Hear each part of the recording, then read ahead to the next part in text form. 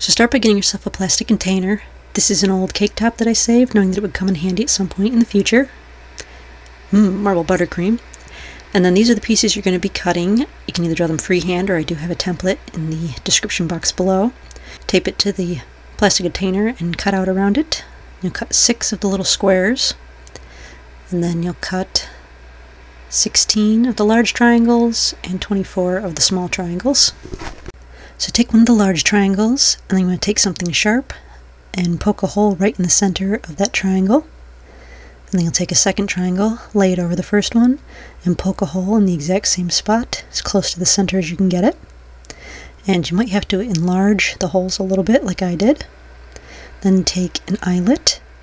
You're just going to poke that through one of the center holes in one of the triangles. Then either take a hammer, or I'm using a pair of eyelet pliers to squish down the edges of the eyelet. Then you'll stick a paper fastener through the other hole in the triangle. Stick that through the eyelet and spread the tails out on the back side, and that way you'll have 2 triangles together that can spin freely.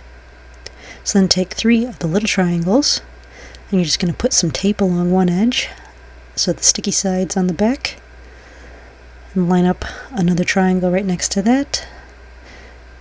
Put it on at an angle and bend the tape around to hold it in place. I'm using gold tape here so that in case it shows up later on, but you can use any color tape really. Then do the same thing with the third triangle, putting a piece of tape over on the side, holding it out at an angle and bending the tape around it. So then you should have 3 triangles in an open spot, so bend right into the open spot and tape that in place. Tape the edges of the triangles in place, so you get yourself a little 3-sided pyramid here.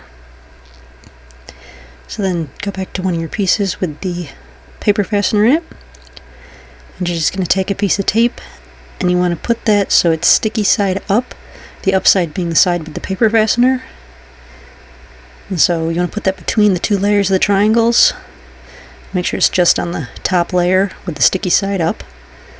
And then take your little pyramid, line the edges up, and bend the tape right around the base of the pyramid to hold it in place. And then you're going to do the same thing to the other sides, putting the tape sticky side up under the triangle and bending it around the base of the pyramid. And then on the third side. So you should have the pyramid secured to the triangle. Since you only put it on the top side of the 2 triangles, it should still be able to spin freely along that bottom triangle, just like that.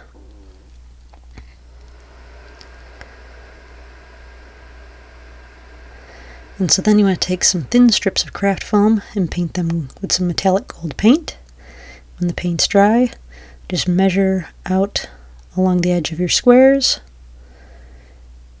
Cut the pieces out, put a little bit of glue on the back side, and glue that to one edge, glue it to the edge across, and then measure out a couple more pieces that can go in between those 2 along the other 2 edges. So just measure it out, make a mark, and then just cut it. And so put those 2 on. They should slide right in between the other 2. And then glue the gold circle in the middle, cut some small pieces to go around that, measure them out and glue them in place, and then finish surrounding the circle with a little square, just like that. So you'll do that to all the pieces except for one. One of them you're going to take the circle, trace around the inside, and cut that out with a utility knife or an X-Acto knife, so you get a nice little hole right in the center, and the gold circle should fit right back around that. You'll do the same thing to finish them all out. So they should all be the same except the one will have a hole in the center of the circle. So then you're just going to take some more of your long gold strips, cut the edges off at an angle to mirror the triangle, and then measure it, cut the edge off at an angle so that it fits the triangle. You're going to glue those on the sides of the pyramid around the bottom, making sure that you don't accidentally glue the very bottom layer. Then you'll do the sides as well, so you should have them all covered. There was one more piece that went here, but I was just tired of gluing these on at this point, to be honest, so I didn't put them on. But again, you're triangle, and your pyramid should still spin freely. So then take one of your squares and run a little bit of glue along one edge, and glue that to the bottom of one of the pyramid pieces, just the bottom layer. And when that's dry, run another line of glue along another edge of the square, and glue another pyramid bottom onto that. I'm going to make sure it's just the bottom so that the pyramids can still spin on the triangles. When that's dry, take another square and glue that in between the two pyramids so that the points of the squares meet. And then you're just going to keep going, gluing triangles and squares to make yourself a nice little box. So the pyramid pieces are on all the corners and the squares are in all the centers.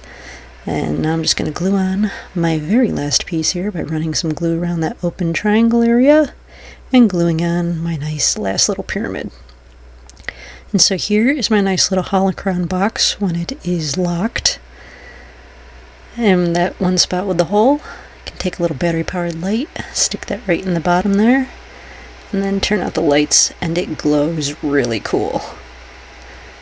And of course, because I used the paper fasteners, all the little pieces can spin so that you can unlock the holocron and get all the ancient Jedi knowledge stored within.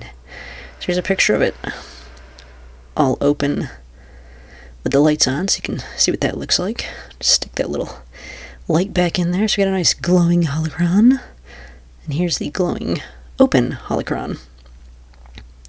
And then you can just close it all back up by spinning all the little triangles, and your little light can come right back out the bottom. The secrets of the Jedi are mine.